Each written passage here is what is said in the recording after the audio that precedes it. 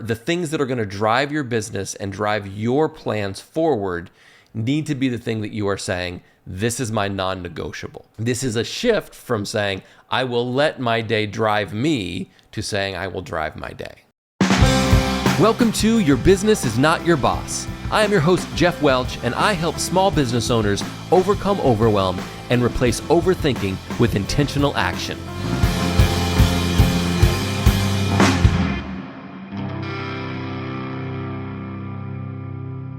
What is up? Welcome to episode 51 of Your Business is Not Your Boss. I'm your host, Geoff Welch, and today we are going to be talking about 7 things you should stop doing in your business in 2025. Before we get into that, I do want to remind you about my new mastermind called Calm, Focused, and Effective. If you find that you spend more of your days stressed out than you would like to be, or maybe you spend your days more stressed than you would like to be, this mastermind is for you. If you feel like you are expending more energy than necessary to get where you want to go, or you're just not making the kind of progress on your goals, your priorities as you would like to, this mastermind is for you. It's a 6-month program. You and 9 other people are going to move through it together, and you're going to move from all those things we just described to really feeling calm, focused, effective, to feeling like you know how to dial into your priorities, you know how to time block and ensure you are allocating time and investing your time on the things that matter most, so that you can stop being focused on other people's priorities and really start dialing into your own. Okay? Just go to jeffwelch.com/mastermind to join the wait list for that. Do that today, okay? If you're watching, you've noticed there's a little visqueen over my drum set back here. I'm having a little bit of construction work done in my studio, and that's what that's about. Literally, when I'm done with this, I'm going to pull a sheet of plastic back over this workstation and protect it from the work that needs to be done tomorrow. But just wanted to give you the insight on that. So these 7 things, we're going to dive into them here, right? Like, I just am a firm believer that if you want to see your stress go down, part of that is going to be empowering your team. And so these 7 things are things that you should stop doing so that other people on your team, contractors, people around you, can take some of these things off of your plate. Some of them are just things that just a good practice for you to not do. I think we focus a lot on the things that we should do, the things that we need to take on, and sometimes we need to look at the things we need to set aside. Okay. Number 1, stop keeping things in your head. I know that it can be a challenge sometimes to document, to record, to collect and catalog all the things that need to be done. And sometimes thinking of it in terms of all the things that need to be done is the thing that trips us up. Instead of having all of these things that happen in your business, the processes, the procedures, the systems, instead of having them in a place where anyone could look them up and say, oh, there's the information that I need, I'm going to go there and I'm going to find the answer instead of bugging this person. Instead of that, they come knock on your door. Instead of that, they do it wrong. Instead of that, you're the one stuck doing it. So instead of thinking it in terms of, oh man, it's so much work to catalog something, just say, the next time you have to do something that you would rather not do, or that you know is not documented, you got to do it anyway. So just make sure that you're documenting it while you do it. Make a few notes. Film yourself doing it. Do something that is in parallel to the actual activity that will allow you to leave breadcrumbs for the next person. Because if you capture it while you do it, if the next time you do it is something you have to do, if you capture it while you're doing it, you open the opportunity to delegate it to somebody else next time. To say, go check the manual and figure out how to do this task. Hey, here's a link to a video. Go watch that and then take care of this thing for me. Stop keeping everything in your head. It does not belong there. If you get hit by a bus, it's bad news for everyone else around you. So don't be a hero. Don't just be the person who knows all the things. Do everything you can to make sure that the information that's required to run your business and to do the things is not stuck in your head. Okay? Number 2, stop focusing on other people's priorities. Man, this can be addictive. And I would say that it's unlikely you're ever going to reach a point where other people's priorities don't have a part to play, right? You probably are not going to live in some sort of bubble where all you do all day long are the things you care about and are the things that are important to you and your business. The phone's going to ring, your employees are going to need something. There's going to be some other priority that you do have to address that is outside of your core, right? But if we are addressing those things as secondary, if we're saying I have my own key priorities, it is imperative that I have a plan for how to execute these things, and I'm going to work the other stuff in around them, then we are back in the driver's seat, right? We are really pushing forward and making progress on the things that matter most and incorporating some of the other stuff around it. I would say for most of you, it is going to be impractical to say, I'm going to spend all day on my priorities.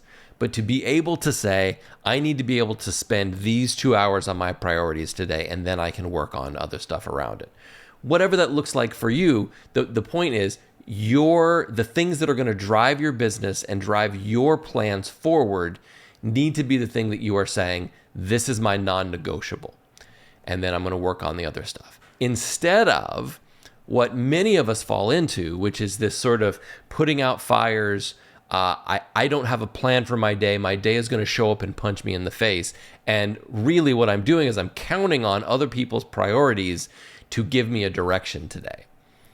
To say, I don't know what I'm supposed to do until that fire breaks out, until somebody calls, until whatever else happens, right? So this is a shift from saying, I will let my day drive me, to saying, I will drive my day. Okay? So stop focusing on other people's priorities. Stop making those things the number 1. They can be number 2, number 3.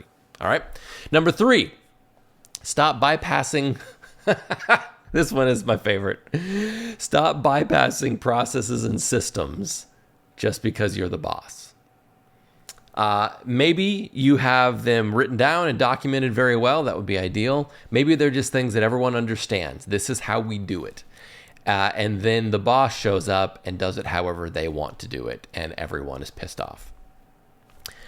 I get it. There are times as the boss, as the leader, as the owner, that if I'm being honest, I'm doing something I don't normally do. I've interjected myself into a situation where I am not the domain expert, and I'm not following the procedure because I don't really know how to do it, or I'm flummoxed and flabbergasted in this moment, and I'm just trying to survive this interaction maybe I'm having with a customer or something like that. This doesn't happen for me very often anymore. I'm very, very detached from operations in my printing company. But it does come up from time to time where I find myself in the store having a meeting with someone, and a customer walks up to the counter and I try to help. And anymore, that is probably not the best way to go. So if there's agreed upon way to do it that way. If you can't do it that way, and sometimes that's certainly where I find myself, if you can't do it that way, let somebody else. It's okay to say, hold on just one second. I'm going to get somebody who knows how to, get you what you need. I want to make sure you're connected with the best person. What is exasperating for the people who you are entrusting to do it the right way is to say, I am an inconsistent leader. I'm going to tell you what to do, but then I won't do any of those things. I'm going to demand that you comply in these ways, but I don't have to do that when I don't want to. I get it. You're the boss. You get to dictate certain things. Sure. But if you want the people who work for you, the people who are supporting you and really making things possible for you, if you want them to be people who are excited to support you and who are invested and have a sense of ownership, you can't change the rules for you just because you're special and you're the boss. You have to say at some point, this is the way, this is the best way, And I will do it that way too. And if I can't, I'm going to make sure that somebody around me is enlisted to do this thing so that it gets done the right way. Okay, so stop bypassing the process and systems you set up just because you're the boss and because you don't want to have to do what everyone else is doing. Number 4, stop doing things others could do for you and instead try to focus on the things only you can do. This is not 100% of all the time, okay? I understand that if you really drill down into the things that only you can do, you probably are not going to do nearly as much as you could contribute, right? There will be times when you're going to do something that someone else could theoretically do because you need a break from the big decision making. But the point of this is to say you are the owner, and there is owner stuff that only you can do. There are things that you do on a daily basis that no one else in the business can do for you. And then there are other things that someone else could. And sometimes out of a sense of, or maybe a desire to feel busy, to feel like we're accomplishing something when we don't want to do the thing we really should be doing, we end up doing other stuff that anyone else could do. To see an owner, scrambling around trying to do X, Y, and Z in their business that someone else could be doing, and then that someone else is sitting there bored because they don't have anything to do because the owner's doing all that stuff. Meanwhile, essential things to the business, strategic planning, developing new products, selling, some of these things that are more owner-centric kind of things, those things get pushed off and pushed off and pushed off. Your business is not going to become the thing you want it to be. It is not going to grow into the thing that serves you best if you are spending maybe not the majority of your time, but you are deferring the owner work in favor of doing things that other people could be doing. I want you to look at how you spend your days, how you spend your weeks, and consider, what of all this stuff could I let go of so that my primary focus is owner stuff? When the owner stuff is done, I can do other stuff, right? Or when I need to, fill in a gap halfway through my day because I should be doing something, but I'm kind of gassed at the moment on the owner stuff. Sure, you can incorporate, some of those other things, even if someone could do them. But I think the primary focus is to say, I don't do things anyone else could do before I do my owner work. Okay. Number 5, stop refusing to ask for help. I think sometimes we get into this trap of thinking, I'm the leader, I'm the boss, it's my job to prove that I can do anything and everything, and asking for help is just signaling that I am not capable. It's signaling that I need help in a way that I shouldn't, that is not appropriate, that is not okay. What I would offer is a leader's job, the owner's job, is to help the team rise to new challenges, to help the people that you employ, the contractors you work with, like whoever is around you supporting what you do. Your job is to help them level up, and they cannot do it if you are hoarding all the good stuff, or if you are saying, nah, I can't let go of this, or I really could use a hand. It would make it faster if I had some help, but I'm not going to ask someone to do that because I should be able to do this myself. Instead, be thinking exactly the flip side. The flip side being asking for help even when you don't need it. To say, I want to involve and incorporate the people on my team in all of these things so that they can begin to do them without me, so that they are now empowered and have leveled up to the point that they can take things off my plate and be more proactive because they've been given additional skills, not because I'm so worried about whether or not I look like the boss by needing help. The very greatest way to prove that you are confident and capable is to not need to prove that you are confident and capable, right? So doing things where you're like, I can let someone else have the win on that thing. I can invite someone else into this thing and let them be the person who did the cool thing, because I don't need that anymore. That, to me, is, in my estimation, is a beautiful demonstration of just how confident and capable someone is. I didn't need the credit. I didn't need to prove anything to any of these people. What I needed was for them to be constantly getting better. So stop refusing to ask for help. Not only letting people help you, but actually inviting them to help you even when you don't need it. All right, number 6, stop underestimating your team. I don't know how many times I have done exactly what I just told you to do in number 5 and asked for help, and then been shocked by how capable somebody on my team was and realized they could have been doing this all along, right? I've been doing this thing. They could have easily have taken it over weeks, months, years ago.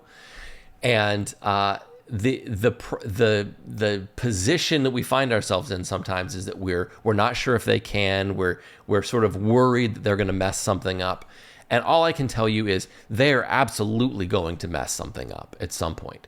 That is the messiness that happens when people are growing and leveling up.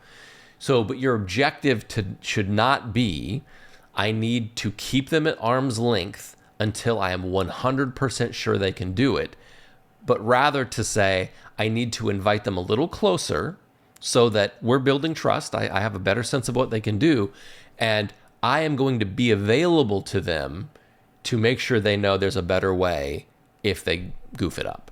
And it's going to happen, right? At some point, they're going to do it in a way that is like, that's really not the best way to do it. That's not how we should handle this. So you're going to give them all the tools that you can to ensure that they can be successful from the beginning. But then what you're really going to do is say, the best way to grow is by doing. The best way for you to level up is in doing the thing, and sometimes doing the thing without me standing right beside you. And what I want you to know is that when it doesn't work, we're going to work together on how to make it work better, as opposed to you're going to get in trouble, as opposed to I'm going to be so disappointed that you weren't perfect. Your team is likely capable of much more than you think. The mistakes and the failures are likely going to be on a smaller scale than you believe them to be. And you are probably robbing yourself of opportunities to move on to other things, to be less stressed out, to be more focused on things that matter more. You're robbing yourself of that by saying, I'm just not sure if they're ready. Do what you can to give them that first pathway, and then let them demonstrate how ready they are. Don't assume that for them. And then finally, number 7, stop letting your business boss you around. This is sort of akin to other people's priorities, but very often we abdicate the position of being the boss of ourselves. Man, being a small business owner is hard work, and it is hard to be your own boss. There are things about being a small business owner that are challenging in a way that non-small business owners don't understand. And being your own boss, dictating what is important, dictating what you're going to invest in and what you're not going to invest in, and what you're supposed to be doing and what everyone else is supposed to be doing, that's hard work.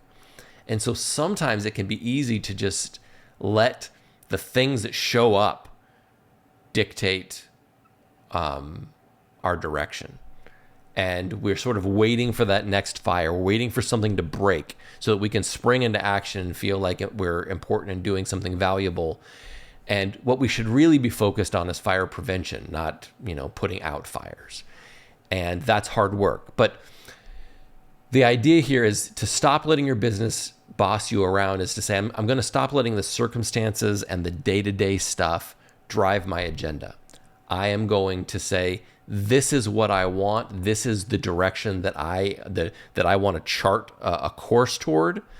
And I am going to be in charge of me. I'm going to be the boss of me. And I'm going to make my business fit that mold, as opposed to just saying, customers are going to complain, things are going to happen, and I'm going to respond. Responding is fine. You're going to have to respond to things from time to time, but it shouldn't be your primary activity. Your business bossing you around should not be how you spend the majority of your days. you should be bossing it around. You should be saying, this is what you do for me. And that's going to require you to have an agenda. It's going to require you to say, this is the thing that we're moving toward. This is the thing we're optimizing for. And that means you have to be your own boss and you have to make those choices and decisions. And it's not always fun, but it is the game. It is what we're here to do. Okay. So stop keeping everything in your head. Stop focusing on other people's priorities. Stop bypassing processes and systems just because you're the boss. Stop doing things others could do for you and focus on the things only you can do. Stop refusing to ask for help. Stop underestimating your team and stop letting your business boss you around. All right. So your opportunity for action here, this is where we're gonna take all of this stuff and try to turn it into something you can do. I want you to think about one of these 7 things and what is one thing you could stop doing this week, right? It's what, the middle of December. These are things for 2025, but if you could take one of these and say, I'm going to stop doing that this week, today, I'm going to stop doing this. What would you need? How would you need to act differently for that to be true? What would you need to change about your behaviors? The challenge with a lot of what I talk about is that I'm really asking people to change a behavior set. I'm saying you're going to have to act differently to get this new thing. And what we all sort of want is to be able to hear information and just have things be different because we heard it. I don't want to have to actually do something different. And that's really not the way most of this works. So what will you have to do differently in order to stop one of these behaviors? All right. One way to approach this is to hop on this mastermind. Okay. The calm, focused, and effective mastermind that is launching soon. It is a great pathway to setting aside old habits and behaviors that maybe aren't serving you well and bringing on new habits and behaviors that will change the experience you have. So if you go to jeffwelch.com/mastermind, it is going to help you clarify your goals. It's going to help you identify your priorities, invest your time, energy, and focus strategically so that you spend less of your time stressed out and overwhelmed and more of your time really doing more with less effort. We want you to be multiplying your results with less effort. That is the goal. And it's totally possible. jeffwelch.com/mastermind. I hope you will jump on the wait list today. And beyond that, pick one thing that you can stop doing that will help you not only reduce your stress, but help your team level up. Pick that thing and figure out, what do I need to do differently? And do not forget, your business is not your boss.